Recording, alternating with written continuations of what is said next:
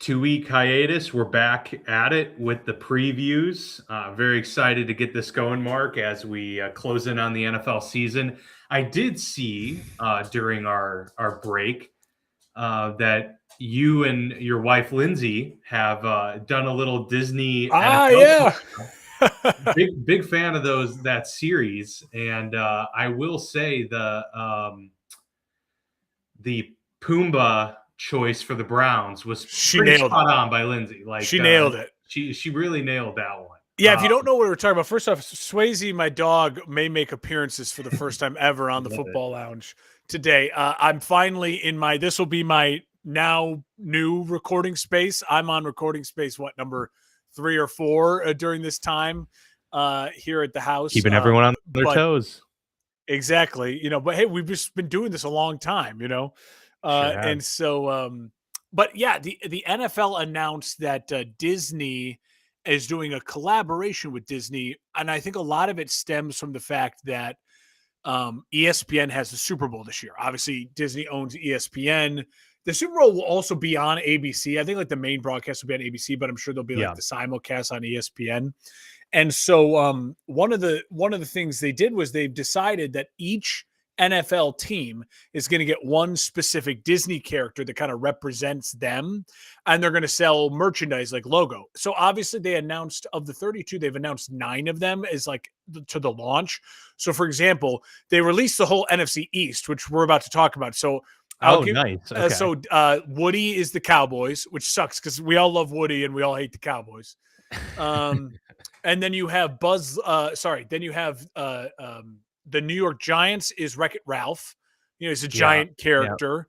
Then you have the Eagles is Dr. Man, Doom. I would have liked, is the Iron Giant Disney? That would have been cool. I don't think it's Disney. Well, it might be now. It might now be Disney. I think that was like 20th Century Fox, and now Disney owns it. Could have been Steelers too, because yes, Iron Giant would have made sense. So and then the Eagles are Dr. Doom, which he's going to be a huge part of the new Avengers Doomsday. I don't get that one. What is that? Just because he's green? He has the green. He's green and silver. I think they also they specifically said there's Marvel, Star Wars, Disney, and Pixar characters. So I think they're trying to spread the love. I see. To the different franchises, and then Washington is Ham, which is hilarious because they're the Hogs and everything, and Ham's a great character.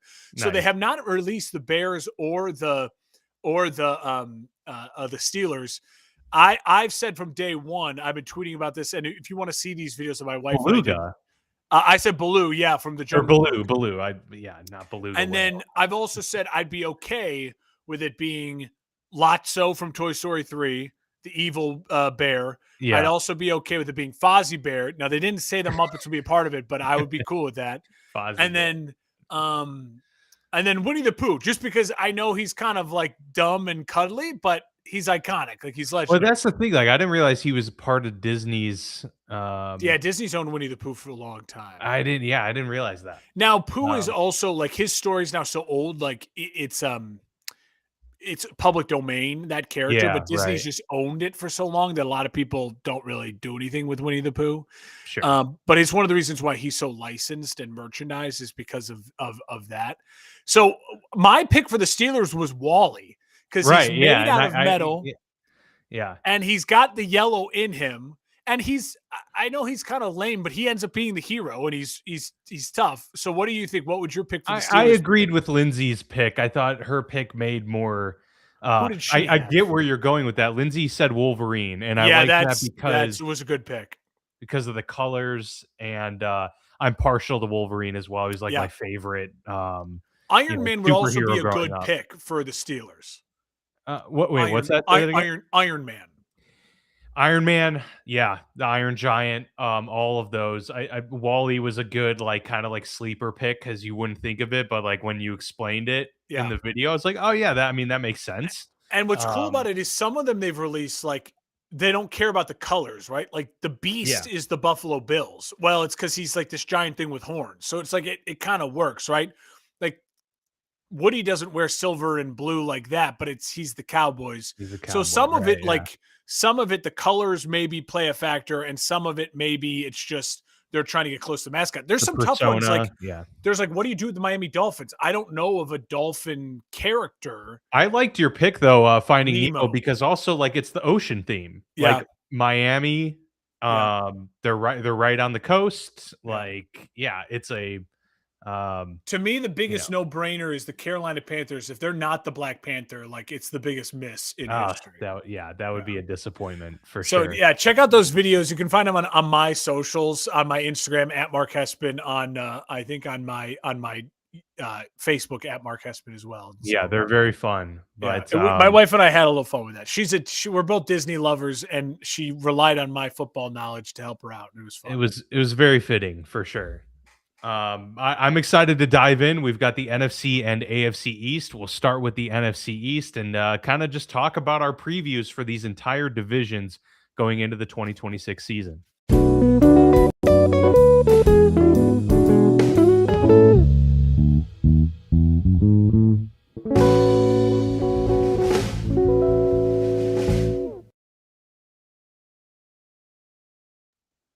All right, we're going to start with the NFC East. So a quick reminder on how we've been doing this in recent years, and I think the flow has been going well. These are not our record predictions for these individual teams. This is a snapshot look at each team within the division. As far as we'll go is maybe pick an early division winner that we think has the best chance to win the division. But in terms of records, in terms of playoff seeding, any of that stuff, that will come right before the season. 2 weeks right before the season, when we give our full season preview and predictions. And we have football. We have our first game on Thursday. 2 days. Cardinals and Panthers. Hall of Fame game because of Larry Fitzgerald and Luke Kuechly. Very exciting. Carson Beck versus Kenny Pickett. Yeah, exactly. I know it should be pretty exciting to see those two go at it. I'm actually a little bit interested to watch Carson Beck play in an NFL game, albeit a preseason one. I think it'll be interesting to finally see the first rookie quarterback of the year get out there and sling it. So should be pretty good. But let's start with the NFC East, Mark, and I think we can start with the defending NFC East champion, Philadelphia Eagles. Your thoughts on them? There's a lot that went into this offseason. Obviously, an underwhelming early exit for them in the wild card round last year. So a pretty steep decline after so many high expectations going into the season. Yeah, the defending champs. Listen, they made the playoffs back. It's hard in the NFL. It's the hardest, league to repeat champion, in my opinion. And I think for the Eagles, this feels like it's a bounce back year because it's that they're on that schedule of like new coordinator, and then that coordinator leaves, and then Sirianni hires someone and he stinks, and then they fire that guy, and then they get a new coordinator that Sirianni doesn't know, and they win a Super Bowl, and then he leaves. And so they're on the schedule of like, this is not a Sirianni guy, the new offensive coordinator. Listen, Jalen Hurts, I expect to have a really productive year. And I think one of the things we know about Jalen Hurts is he's really durable. And I'm excited to see Jalen Hurts without the A.J. Brown distraction. I mean, even during the Super Bowl run, it felt like him and A.J. Brown just never really fit. This team has weapons. I mean, when you look at it, Saquon Barkley, Devontae Smith, they draft Mekhi Lemon. They get Dontavian Wicks. Dallas Goedert is still a really good tight end. Pound for pound, the best offensive line in the league. Obviously, Mailata, Dickerson, Jurgens, Johnson. I mean, these guys are maulers. And I know Lane is older, but at his age, same with Trent Williams, if healthy, elite offensive line. So this is a team that when you keep looking at their roster, you go to the defense, you're like, holy smokes, Carter and Davis up front, Zach Bond, Cooper DeJean. It may be, besides the Rams 1 through 52, the best roster in the NFL. I mean, the NFC is loaded as we're going to go through this. So roster-wise, you expect really big things from Philly. They also have a lot of veterans who, if you look at this team, I mean, Jalen Hurts has played in 2 Super Bowls, won 1. Devontae Smith has played in 2 Super Bowls, won 1. Lane, like these guys, Mailata, they have now had extreme amounts of experience, maybe besides the Chiefs, the most experienced team in the NFL. I will say one of the things I look at, though, always on their schedule when we do this is like, okay, what's an interesting spot of their schedule? I'd say the season for Philly will be decided week 7 through 12. In that short 5-game span, they have Dallas twice, Washington, the Giants, and Pittsburgh. So you have your division, you play your whole division and Dallas twice, which are the biggest games for the Eagles, and then you throw in your state rival. If they can find a way to go 4, you know what I mean, like 4-1 in that stretch, or if they find a way to go, go 3-2 and survive that kind of really important slog, especially winning in division, I think that'll be really the deciding factor middle of the season for Philadelphia with where they end up. I'm willing to say it right now. They are my early pick to win this division. You just, when you look at the roster, I just don't see how this team is losing many games with their experience, their talent. And again, with a new offensive coordinator who's not a Sirianni guy, that bodes really well for me. So I love Philly. Yeah, I like Philly a lot. I think they are the front runner in the division as well to repeat. Last year, they won the division, but besides having a pretty steep collapse, Yeah. and so the fact that they still went 11-6, still won the division, the writing was on the wall that they didn't have it all together going into the postseason. The wind was out of their sails a little bit. I think they added Tariq Woolen or Reek Woolen. They get Mekhi Lemon right out of the gates in the first round to add to that receiving core. I do think the AJ Brown thing, to your point, is possibly going to be an addition by subtraction, a type of situation for them.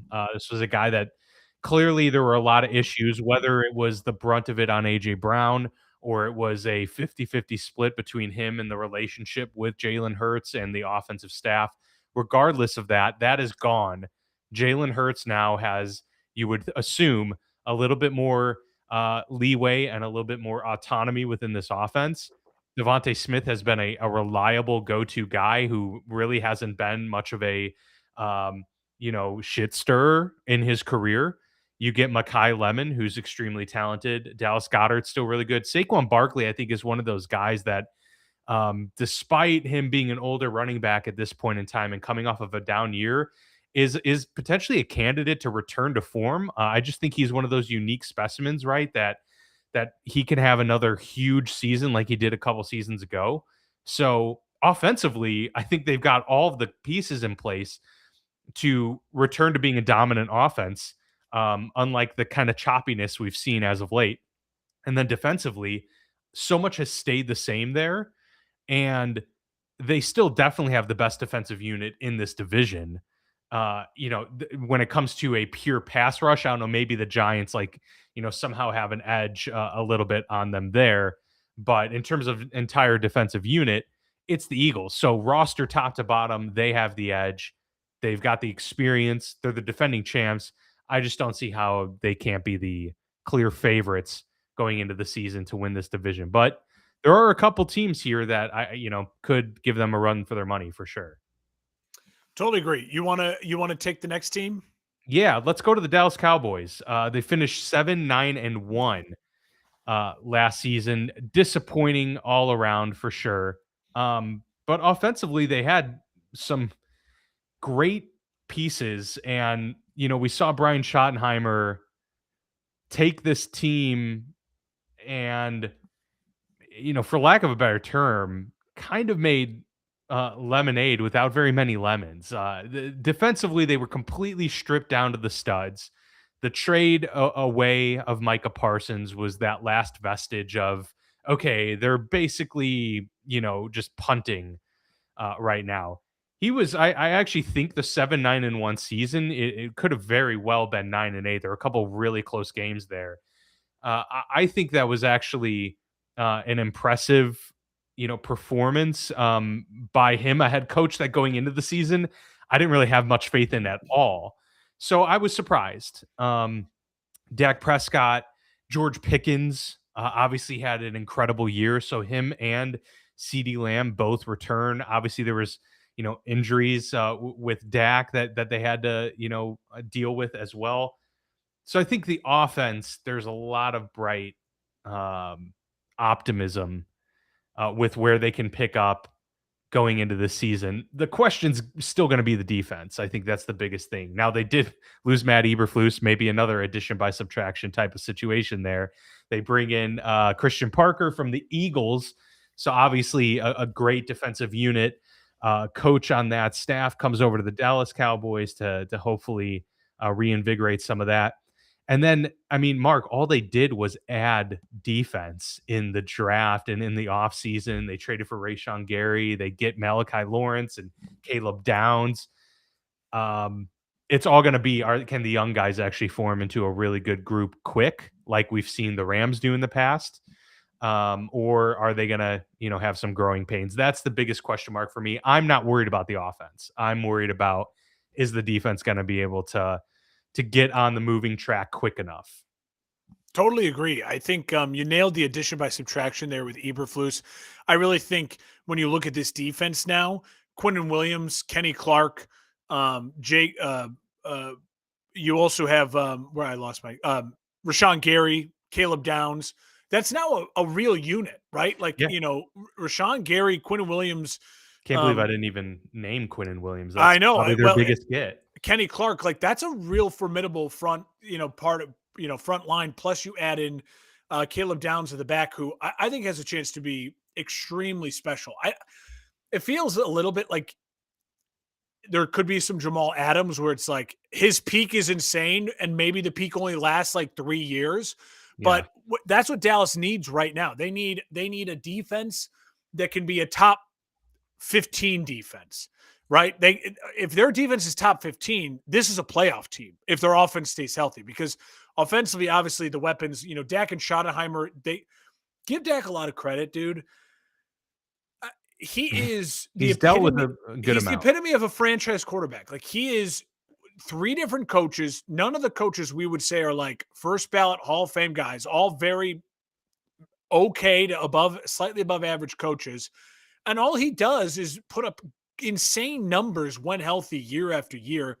Now, when you look at his weapons with Jake Ferguson, Pickens, Lamb, an offensive line that I would say is improving. It's not what it was 5-6 years ago at their peak. Sure. But it's certainly, it's now being rebuilt. And I think a very capable offensive line. I think this is a Dallas team that absolutely can surprise some people. We know it every year, at least 4 new playoff teams. When you look at it, obviously, off the bat, teams like the Chiefs are going to be an easy pick to be like rebound back in the playoffs. Probably the Lions feel like a rebound back in the playoffs team. Dallas feels to me like a sneaky. They should definitely be in that conversation of one of those 4 teams that is new to the playoffs, that wasn't there last year, if healthy. Because if they just improve on defense, they're going to improve on defense. They have better players now than they did at the start of last year, and I think they have a better scheme fit for their defense. And offensively, if Pickens and Lamb can stay kumbaya, they'll be gaudy with their numbers for sure. Yeah, I mean, there'll be a top passing attack in the NFL. Absolutely. There's not going to be too many offenses that blow them out of the water, minus, the Cincinnati Bengals and maybe the 49ers or some other, this is obviously the Rams. It's honestly like the first year in a long time that I have felt I'm Mr. Poo-Poo on Dallas. Like it's the first time in a long time that I'm like, no, I feel like this is a Dallas team that it would not shock me at all if they find a way to win this division, depending on how things go, right? Like if Philly stays healthy the whole year, that might then surprise me a little bit. But yeah, every team's going to get nicked up at some crucial spot. That's the way the NFL works. Some teams it's happened to them now. Dallas, I think, is a real chance to have a good season. Have a really nice season. It's just NFC is so difficult that it's So hard to make headway in that conference. All right, switch over to the Washington Commanders. Finished the season 5-12. Didn't have Jaden Daniels for a large chunk of the season. 1 year removed from going to the NFC Championship game in his rookie year. There's a lot of things here. Are there enough weapons in this offense now? Yeah. Terry McLaurin, can he also stay healthy? Mhm. They lose Cliff Kingsbury, bring in David Blau, who was, one of the, I guess He by was on many their accounts, staff. one of the I think highly touted individuals yeah, they hired coming from in. within. Yeah, yeah. So the defense was one of the bigger surprises because obviously the injuries to offense, it's like you can only overcome so much. But defensively, they go from, Dan Quinn's classic style quick makeover, turned into a pretty solid defense 2 years ago, which is a big reason they got to where they got to. Last year was a total disaster. Mhm. Um, do you feel confident enough? They go and get guys, they get Sonny Styles early in Yeah, the draft here. They go get, stud. guys with pedigree like Caleb on Chason and Odafe Owe. Yeah, a Um, former first-round pick. yeah, yeah. So they went and they got reinforcements. So a pretty big overhaul in terms of starters on the defensive side of things. Um, but is the biggest question probably still Jaden Daniels? Just what are you going to get out of this guy? And are you going to get a full season? Yeah, yeah. Before I get to that, I'll speak on the defense really quick and say I think Leo Chenal, the former Chiefs linebacker, Mm, he's one of those guys. It's just like he's not a Hall of Famer, but he's one of those like really really solid NFL players who I kind of think like a Kyle Van Noy, who's just yes, who like would be always really good. a Yeah. great resource for the young Sonny Styles. And I think so when you talk about Chenal plus Styles up front, Kinlaw, Payne, Owe, it's not it doesn't feel barren, but it certainly feels thin. Like it feels like unless there's a couple third rounders, fourth rounders from a year ago or this year that I don't really know their name yet, and Dan Quinn is coaching up and they're gonna pop. I'm not on the beat for Washington, but when you go through the roster, it feels thin. It feels lacking star power as far as defensively goes, besides what Sonny Styles could end up becoming. And I'll say offensively, yeah. I mean, I I would feel a little disappointed if I'm a Washington fan when I look at like, listen, Drake May got to a Super Bowl and they go get him AJ Brown. Now, listen, I have issues with AJ Brown, but you can't say they're not being aggressive. Yeah, sure. Caleb Williams wins a playoff game and they draft a tight end or another tight end early in the draft. They prioritize making sure they fix their offensive line issues with their center retiring in the draft and in free agency. They go and get another wide receiver, one of the fastest guys in the draft. It feels a little bit like what did Washington do? Well, yeah, you have Terry McLaurin, who's when healthy, a very good number one wide receiver. They go with the rookie third rounder Antonio Williams from Clemson, 5'11", looks like a really prototype like pro player. Uh, you know, it feels like they're putting a little bit more pressure on Jaden Daniels to just be Yeah. special. And if he is what he was 2 years ago, it doesn't seem like that will be a problem because 2 years ago as a rookie, he didn't have a ton of weapons either besides Terry McLaurin, and he was fine. They did get Yeah, maybe Luke Chigokonkwo. McCaffrey, like, will Yeah, need to step up and be a he's a bigger really good, piece. solid, slot receiver, third wide receiver option. Chigokonkwo, the tight end from Tennessee, he's a guy that Yep. literally 4 seasons, 17 games a season, like 500 yards and like 3 touchdowns each season. So, and that's with like low productive quarterbacks in Tennessee. So I think it's a guy who you could see like a sneaky, like if you're looking for a tight end in your fantasy, like later on to maybe like spot starter or fill in a flex position. I think Chigokonkwo is one of those guys that could have like a career year, like, 700 yards, 40, 50 catches, 60 catches, and, 6 or 7 touchdowns in this offense. I think he'll be a real needed target for Jaden. Listen, I've said it before. Dan Quinn is like my coach on the hottest of hot seats. I think he's been there before. He's done that. I think he's not going to crumble under the pressure of that. Washington, to me, is one of the 5 hardest teams to try to predict where they land. I'm certainly glad we don't have to predict their records right now. But I will just say that schedule for them, first 3 weeks at Philly, at Dallas versus Seattle. That's really tough. That game at Dallas feels like it's going to be a must win. They're not as good as Philly. You're going against the Super Bowl champs by week 3. Like you That's a cannot. welcome back to the Yeah, NFL, Jaden Daniels. you can't start 0-3. So you got to find a way to win one of those divisional games, at least get to 1-2. It's a really scary start for them, for sure. Yeah, I agree. They're one of the teams and maybe the one team that may have the largest variance between outcome. Yeah. I could see them potentially winning this division. They just did 2 years ago. And if Jaden Daniels is rookie Jaden Daniels, Then yeah, they can win this division. But I could also see them being a 4-5 win team like they were last year. There's a big gap there for the range of outcomes for the I would say Washington Jaden Commanders. Daniels is one of the top 5 quarterbacks. Like, I don't know if pressure is the right word, but it's like, this is a defining season. Like Yeah, I Baker mean, there's a Mayfield. lot to prove because the young quarterbacks are getting it done sooner now. Yes. You just mentioned that Drake May went to a Super Bowl already. Yeah, I Joe mean, Burrow Jaden, went to the listen, Super Bowl early in his Jaden played career. in an NFC title game and then got a bunch of injuries. Right, But right. so now we need to figure out like where's your mean? What's your average, right? Like, obviously it's a huge prove-it year for a bunch of guys. I think this is for Jaden fans, even just getting back to like 8 and 9, and Jaden plays well, but that you just tell the team's Sure. not okay. That feels like it'd be a win for Washington at the end of the year. Be like, whoa, okay, Jaden's still our guy. Jaden's the guy we want to commit to long term.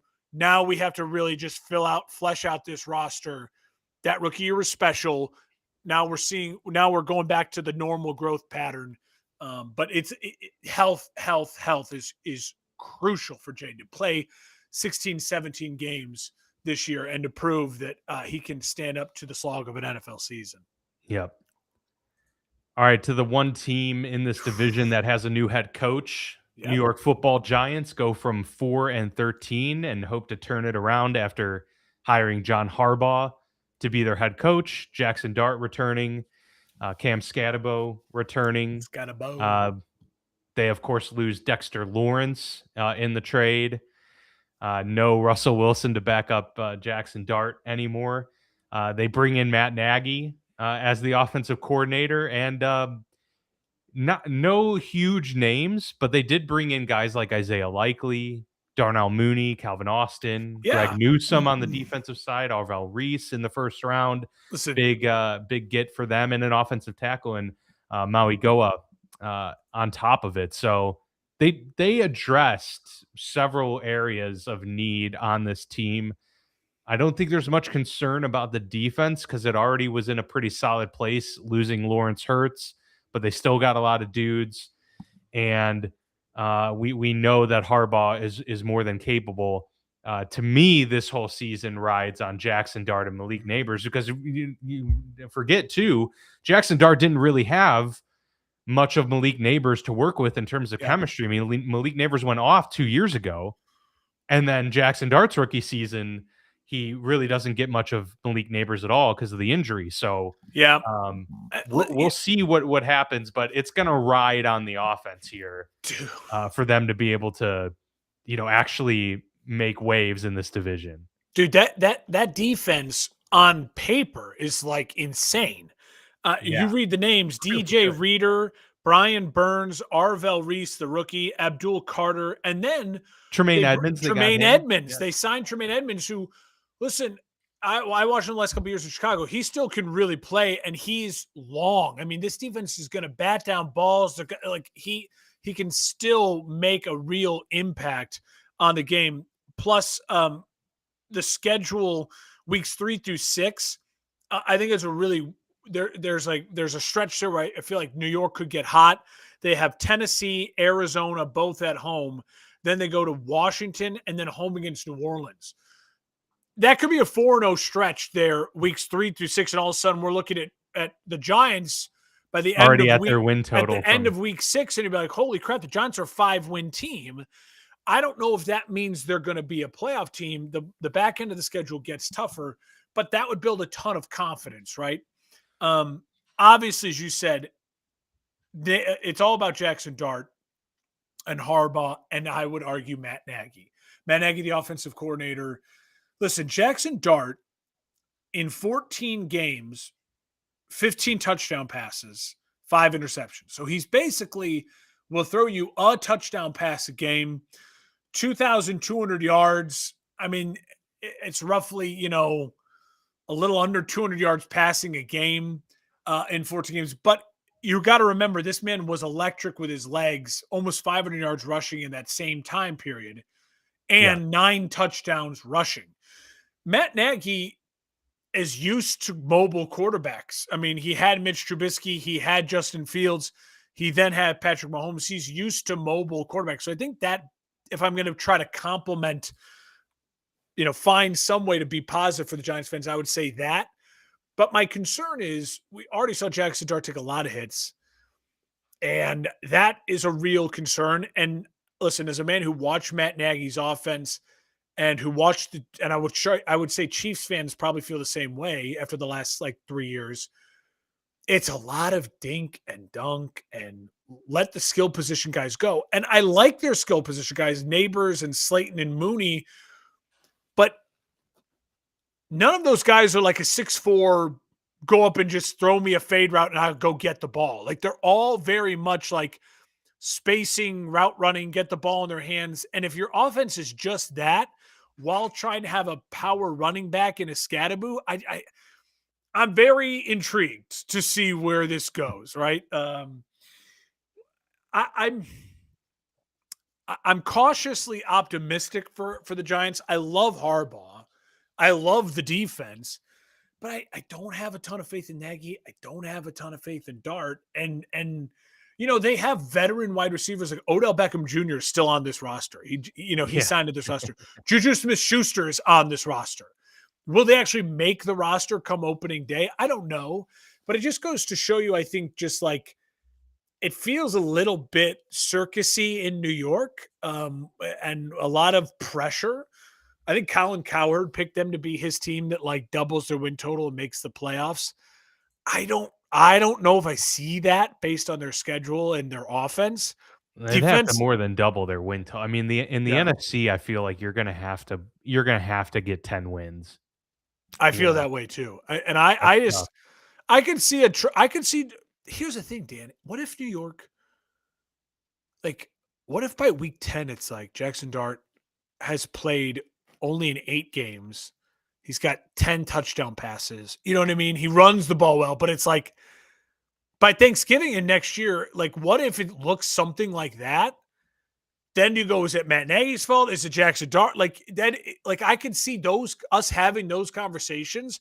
That is a nightmare scenario for the New York Football Giants. As a franchise that's been through it over the last 5-6 years with that type of quarterback play and offensive minds that you don't necessarily trust a ton, it's a nightmare scenario to be in. It really is. And so that worries me in picking the Giants. I'll be the first one to admit that the Giants may win 10 games and I will never sign on to that. And I'll admit that I was blinded by the Matt Nagy cloud. I mean, I will say their biggest, the thing they have most going for them is that Harbaugh is a really solid coach, but can coach in close games. Yeah. And they have a defense that can absolutely keep games close that last year wouldn't have been, remotely in that ballpark. So if you get even slight improvement from Jackson Dart, if you get a full season out of Malik Neighbors, if Scadabo stays healthy, then yeah, I can absolutely see the path to this team winning 9-10 games and being kind of a tough team to figure out, but again, this is a difficult division, and if other things are going well in division for Jaden Daniels and for the Cowboys defense, something's gonna have to give, right? I have a little more faith in the Giants than I do Washington right now. But I believe that Jaden Daniels is a franchise quarterback. I don't know if I believe that Jackson Dart is a franchise quarterback. And Dan, think about it. A year ago, we were having this discussion with Caleb Williams. New offense, year 2. Do we think this guy could be a top 10 quarterback in the league? I ask you, when you think about that with Jackson Dart, right now my gut says there's no way in hell by the end of the season I'm like, oh, Jackson Dart is in the talks for a top 10 quarterback in the league. No, And that is definitely not. that is feels like a bad place to be. I mean, yeah, I mean, if you just even look at the list of teams in the playoffs last year, I mean, outside of Bo Nix, pretty much everybody was, a top 10 quarterback, outside of Aaron Rodgers and Bo Nix, CJ Stroud, but He's fringe. it's not, Darnold became one because of the way he played yeah, and how he won. Caleb yeah, certainly became one because of how he played and the game he did win. yeah. Same with Lawrence, I would say. Lawrence is like right there Rodgers, at the 10, Lawrence, yeah, no, you know, Love, Lawrence. I'm thinking of I mean that you're right. yeah, Like it takes a guy who's either firmly in or right on the hovering. fringe Yeah, of a top 10 quarterback to be a playoff team in the NFL right now. And I don't know. Maybe Jackson Dart will prove me wrong, but right now I don't have a ton of faith in Jackson Dart, and a lot of that is his game plus who's going to be teaching him. for sure. No, I totally agree. All right, we'll move to the AFC East New here. The England. defending champion, AFC East and AFC champion New England Patriots. We've talked about them quite a bit this offseason, not for always the best of reasons with the Hot Mike seat, Vrabel Mike saga. Vrabel. But they are coming off a 14-3 season. Drake May played exceptional at certain points of the year. The biggest knock for them as a team was that they had the easiest schedule by far, and a lot of people are questioning whether the chickens are going to come home to roost here in 2026. No Stephon Diggs, although I will say I don't think that's as impactful of a departure as a lot of other teams that lost players. Diggs did have moments at the beginning of the season, but come season's end, he wasn't much of a needle mover for them. There are ongoing contract disputes with Christian Gonzalez. They're going to have to pay him top dollar. We just saw Denzel Ward make, become the highest paid cornerback in NFL history. And then, of course, you mentioned it. They get AJ Brown. They got offensive tackle upgrades, and it's just year 2 for the Mike Vrabel New England Patriots. So there's a lot of pessimism around the schedule, around how they looked in the Super Bowl, what's happened this offseason. But man, there's a lot of optimism too with the addition of AJ Brown, with Drake May having another year. First full offseason already knowing Mike Vrabel's team and developing that chemistry, and he played great. So I think he's probably going to be a dark horse MVP candidate for a lot of people going into this year, expecting that big step. But a lot of expectations on New England, and I'm not sure that they can deliver on it because that's tough. Yeah, They basically have to get back to the AFC Championship game. You should. A lot of people just argue he should be the defending MVP. You know what I mean? He Right. finished a close second to Stafford. I love that New England looked at this situation. They said, wow, that was an insane year, and a year no one was expecting, but you capitalize on what the schedule gods give you. And by the end of the year, New England was a damn good football team, and they lacked a ton of weapons. When you look at now Henderson and Stevenson in the backfield, that's a formidable backfield. You look at now A.J. Brown, and they go get Romeo Doubs, who I think having a new place to play and getting out of the slog of receivers of Green Bay will do him well as well. And you still have Hunter Henry. Like, okay, that's a solid group of weapons now, like a real solid group of weapons, especially with a quarterback that you expect to take another step forward in year 3 and year 2 in that system. With what's his name? Why am I blanking? Josh McDaniels. Right. Yes. Which is, again, it's just crazy. Like he might be he's in the running for greatest coordinator of all time. It's crazy what he's done when he's a coordinator in New England with the talent. Listen, to me, the biggest question mark will be Campbell still at left tackle. I think they did draft some offensive line, help, and it's just it just feels like that is a weird situation and battle that we're going to be watching. Like, I thought by now they would have just said, like, dude, you're a guard, and that's okay. You're going to be a mauler of a guard for 10 years and just be a guard. So that to me will be an interesting storyline if you're trying to nitpick a really good Patriots team. I think what else I have right down here? Oh, the Christians, Barmore and Gonzalez on defense. I mean, Yeah. those are two really stud players. Vrabel obviously with Spillane and Byard getting Byard from the Bears will make magic with that defense. I'll say this for when I look at their schedule, what I have written down, week 1 through 4, they go. The NFL just goes, listen, we're flipping the script on you. Yeah, we gave you guys the break, and 4 playoff teams at Seattle, home against Pittsburgh, at the Jags, at Buffalo. 3 of 4 on the road, and 3 ginormous AFC tight, seeding matchups. I know the Bills are in their division, and not the Jags or Steelers, but that's going to matter for seeding for sure. Yeah. I mean, head-to-head matchups, and then obviously, and they're teams that you expect to be in the mix. It's not like they're getting to play like I was going to say the Colts, but the Colts actually might be in the mix this year. But I mean, think about it. Like, think about it. You have to go all the way to Seattle on a Wednesday to start the season because of the stupid Australia game, and you're going when they're raising a banner against a Seattle team that, kicked your butt and is very good. And then if you lose that game, no one's going to fault you too much. Okay, well, you got to win next week. And your got to win next week is when Aaron Rodgers is going to still feel really healthy in warm weather with those weapons, and you're home against a Steelers It defense. is a break that Pittsburgh gets to play New England in New England. Yeah, New England, week 2. And you'd argue that for your New England, you're going to have too much rest. It's not like, we played on Saturday, or we get an extra day. Like, you're playing on Wednesday and not again until next Sunday. I think that's how that schedule lines up. Like, it's just a brutal start. I didn't want to look too, with the schedule, you could dive into like, we could just analyze schedules for each team and you can really get nitty gritty, but it's hard when you have no idea by week like 5 who's even healthy. Exactly.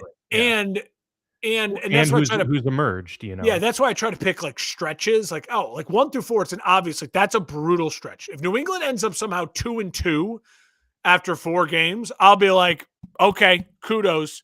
They're going to be fine. They should make the playoffs. I don't know if they'll win the division, but they should make the playoffs. All right, well, let's go to their nemesis, the Buffalo Bills, who were right on their heels for much of the season and just fell short of the division at 13-4, I should say. Not a whole lot of change to the roster, but Joe Brady comes in as the head coach. Obviously a long running relationship with Josh Allen as his offensive coordinator. Sean McDermott leaves. And there's continuity there with the offense, and I think that's important. They do get, DJ Moore. Yep. They get Bradley Chubb, and they've got a defense that is really solid. They have an offense that hopefully, and I've been saying it this offseason, hopefully can continue to let Josh Allen have a little bit more of the reins without just throwing him to the wolves every down, and give him some more to work with. That will open up opportunities that will make Josh Allen more efficient of a player and way less wear and tear and way less pressure. And despite all of that pressure, they've performed. They put up great regular season numbers. It's just they haven't come across the finish line in the postseason. So, those are going to be the expectations. I think for the reasons that you mentioned with New England, with their schedule, difficulty with the talent of Josh Allen, still think he's the best quarterback in the division. I think he's the best quarterback right now in the NFL. The Buffalo Bills are going to be my team to win this division. It's going to be tight. It's not going to be easy, but I do think the addition of DJ Moore, and Bradley Chubb, and Josh Allen, I think that's important. I think for the reasons that you mentioned with New England, with their schedule, difficulty with the talent of Josh Allen, still think he's the best quarterback in the division. The Buffalo Bills are going to be my team to win this division. It's going to be tight. It's not going to be easy, but I do think the addition of DJ Moore really, really gives this offense a lot more to work with than Josh Allen really has in the last few years. And I think that's important. Listen, I think Josh Allen will have one of those seasons where we're going to be like, holy smokes, like this dude's first ballot type. Give him the MVP again. He's DJ got one Moore, MVP, right? yeah, DJ Yeah. Moore and Shakir with Kincaid. Don't forget about James Cook. I think Yep, of course. Joe Brady's going to want to prove like I get to unlock something now, right? I really do think that's all really exciting. I don't know if that means it's going to translate to wins early on, because I think there are some questions on the defense, like, right? Ed Oliver, Bradley Chubb, nice players, really good players, but the back end linebackers, I have some questions there. I'll say Well, yeah, this. and Matt Milano missed all of last year, and I Yeah, don't even know what his status is for the beginning of this year, honestly. it I haven't. feels like I can't rely on him. Like, you know what I mean? That's why I Yeah. didn't write his name down. It's like, but I will say this. From week 9 on, they play the Jets twice, the Dolphins twice. The Jets and the Dolphins by week 9 most likely are going to be both teams looking for like automatic L's so we can get Arch Manning. You know what I mean? Like, Yeah. you get to play 4 of your last, 7 games, 8 games are against those division The rivals. 2 bad divisional opponents. That feels like a great break. And also in there is the Vikings. And I think it's like, I think it's home against the Vikings. And so I think this is a team that is going to win a bunch of games down the stretch, and they're going to surge at the right time. Again, does that mean they're going to be a Super Bowl contender, or they just beat up on bad teams late? I don't know. But I think it translates to Josh Allen MVP type of season for sure. And I think James Cook is such a weapon when you have now an elite tight end, an elite running back, a number 1 wide receiver, and now Shakir becomes a brilliant number 2 guy, like a really solid number 2 guy. That defending those two is going to be a nightmare for secondaries. The speed, the route running. I'm very, very high on Buffalo. To me, if I'm betting right now, I'm picking them to win the division for sure. Let's go to the Miami Dolphins. It's kind of weird. Like, isn't it a little strange that they went 7-10? It feels like they went 3-14 last year. Yeah, they went 7-10. I mean, despite all of the disaster, they still ended up winning 3 more games than the New York Giants. Mike McDaniel. I think he gets a little credit. Yeah, for sure. Obviously, they missed the playoffs. Yeah, McDaniel's gone. They bring in Malik Willis. Pretty much an overhaul at the front office. New GM, new head coach. No Tyreek Hill, no Jalen Waddle anymore. So there's a lot for this offense to prove and to overcome. We don't know if Malik Willis is the guy. We've only seen him in spot starts. In Green Bay. First round offensive tackle Caden Proctor. They did have a massive rookie class. I think 13 selections in this year's NFL draft. So they've got a lot of pieces to work with, but it does seem like a year where maybe they're just trying to figure themselves out, figure who is going to emerge as players and who's going to be those guys they can rely on in the next, phase of Miami Dolphins football. But this year just seems, real tough to put any sort of expectations on this team. Just because we don't know what we're going to get out of the head coach and we don't know what we're going to get out of Malik Willis. Yeah, Jeff Hafley comes from Green Bay, brings Miami's on the swing, right? They had Brian Flores, and it was too tough and too defensive, and he made Tua cry. So they went complete opposite. They went Mike McDaniel, hey, young, fun, smoke weed, South Beach offense guy. And they're like, well, we need to bring a little toughness back. So let's go with like the former Boston College head coach turned defensive guru for Green Bay, who he's going to bring toughness, but not like make my quarterback cry toughness. I think they hired a lot of smart people. Basically, they hired a lot of Green Bay people. They bring a Green Bay quarterback, a Green Bay defensive coordinator, a Green Bay front office.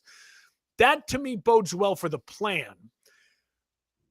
I question their ability to win games, not because of Malik Willis. I think Malik Willis will play well, all things considered. Listen to this lineup of weapons. Achane is a stud. We love Achane.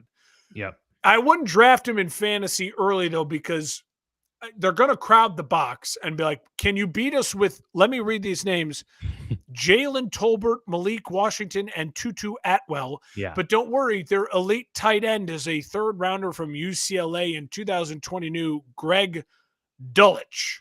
We all know Greg Dulcich. Oh, Dulcich. Yeah. Dulcich, from the Broncos. Yeah. Yeah. It just doesn't feel like they have nearly enough weapons. I haven't even talked about their offensive line, which is fine at best. It's not a strength, that's for sure, going into the year. Yeah, and I mean, defensively, in terms of the guys, there's not a whole lot there. Chop You're just going to rely Robinson, on Halfley to put his stamp on it and turn them into a good unit. And then, Dan, I will say from week 13 on, at Denver, home against Chicago, which I'm glad the Bears get the later Miami game at Miami because it's not going to be 95 degrees. Then they go at Green Bay. So listen to that again. At Denver, home Chicago, at Green Bay, home Chargers, home Buffalo, at New England. That's an easy 1-5. That's an 0-6 stretch if I've ever seen it. And I mean, I think, again, so this is a Miami team that, as I was looking through their schedule, I'm like, I feel like they're going to be a 5, maybe 6-win team. So that means you got to find wins early because you're not finding a lot of them late, which means Miami could be fun come like, mid-October around Halloween. Like there's maybe some discussion about Miami, but there's just no way Miami, with that schedule late in the year, there's just, I don't see any way in hell this is a team that survives that to say, hey, we've snuck into the playoffs or done or made any sort of real noise. And I don't think that's going to be Malik Willis's fault. I would be shocked. I wouldn't be shocked. I wouldn't be shocked if they don't draft a quarterback and they just keep building the roster. And there is, again, if there's Green Bay management, they're smart. That will come. Let's continue to build a roster and let's get back. Let's establish what the culture of this franchise should be. Then we'll find our quarterback either in the draft, trading up, or through free agency. Sure. Yeah.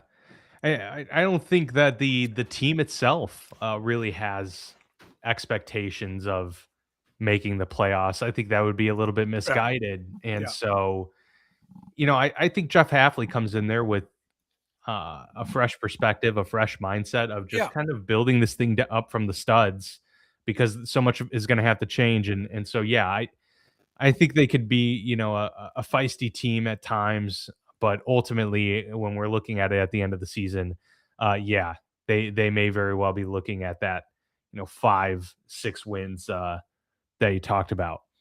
All right, let's move to the New York Giants, or New York Jets, excuse me. In this case, obviously, brutal year for them. Not a single interception all season long. 3-14, missed the playoffs. Of course, Aaron Glenn, year 2. They, I will say, I'm being upfront. Expectations for this team are still going to be pretty low here coming into this year. That being said, there's a lot of additions that they made to this team. I mean, when you talk about Geno Smith, I think that is a clear, competent upgrade at quarterback. Minkah Fitzpatrick, Frank Reich. They get David Bailey, the really highly touted rookie edge. They get Kenyon Sadiq, who's a Kyle Pitts-esque type of playmaker. There's a lot that can go right for this team, especially offensively. They've got pieces there now, and they've got competence at least to run a decent offense. The questions for me are really going to come from just still the molding of the team. Does Aaron Glenn have it? And that's really what's going to come into play for the New York Jets. Yeah, Glenn's got to feel a little bit on the high. I mean, they have the coach in waiting, right? Like you have Frank Reich there to be like, we have Right. the We interim got the coach interim head coach. Exactly. Yeah. But I will say, I actually think the schedule. So everything you said, I agree with. I would just add the weapons. When you list off the weapons, you're kind of like, whoa, Yeah. Brees Hall, And then they got Brees Hall and Garrett Wilson. Adai Mitchell, Kenyon Sadiq. Sadiq's dealing with a little bit of an injury, but they said he should be good to go. A solid offensive line, and then they add on defense David Bailey. You have Minka Fitzpatrick, Demario Davis. They didn't have an interception last year, so they go get Nishan Wright, who blew onto the scene for the Bears, who had 6 interceptions last year. Now they did obviously like Sauce Gardner's not a Jet, Quentin Williams. So so it's not like a nothing burger of a unit. It's a retooled unit. It's not as good as it certainly you think off the top of your head. But Dan, their schedule. I'm looking at this as a Jets team that could be 4-4. Tennessee, Green Bay, Detroit, Chicago. That's a tough stretch. Maybe you're 1-3, right?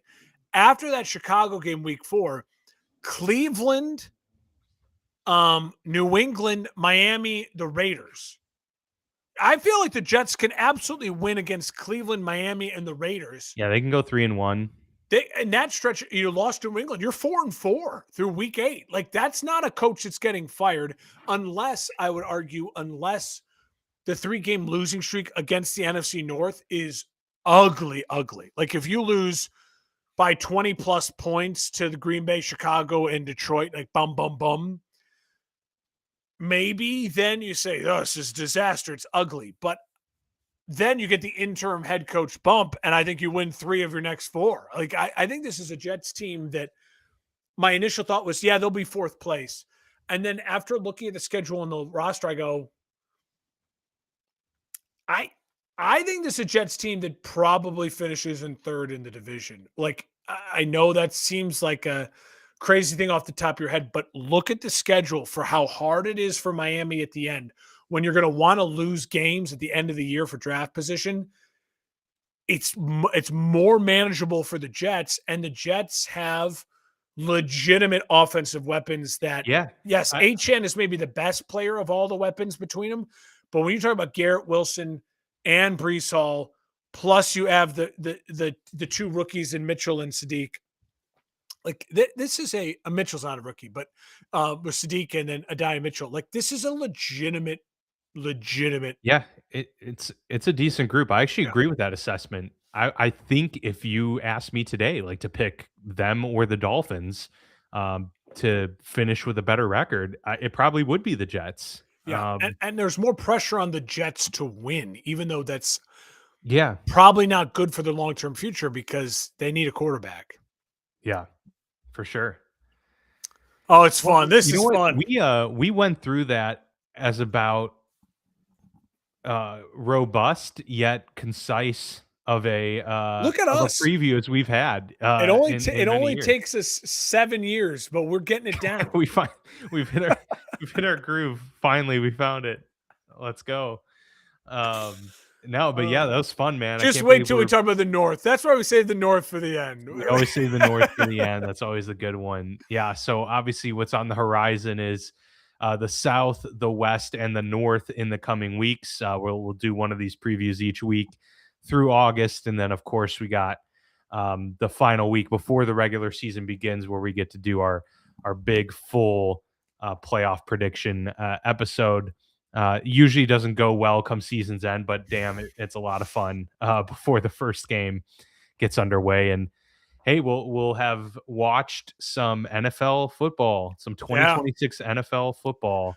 A full Carson Beck breakdown. Dude, coming up. Kenny Pickett throws 6 touchdown passes and breaks preseason records. That'd be something else. But I would be remiss before we end here just to drive everyone to the For Fantasy Sake QC website, ffsqc.com.